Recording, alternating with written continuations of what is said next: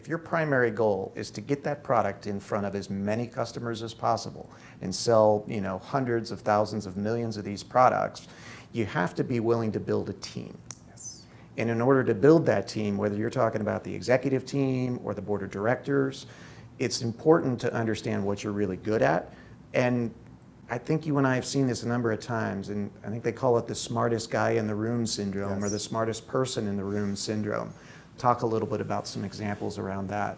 Yeah, so as you were saying that, I can unfortunately go through a number of different clients I've worked with over the years where, the entrepreneur, and we could do psychoanalysis about why the entrepreneur was this way, Yeah. but the entrepreneur really had to be the person who was right. It had to be their idea.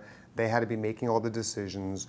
If the venture capitalists on their board were asking tough questions, rather than asking themselves, well, gee, why is that a question I should be thinking about? How's that going to help me build my business? Mm-hmm. Instead, there's a lot of defensiveness. Yeah. And so I totally agree with you, JD. When I look back over my 30 years of working with a lot of entrepreneurs, mm-hmm. and I think about the entrepreneurs that have had big exits, $50 million, $100 million exits,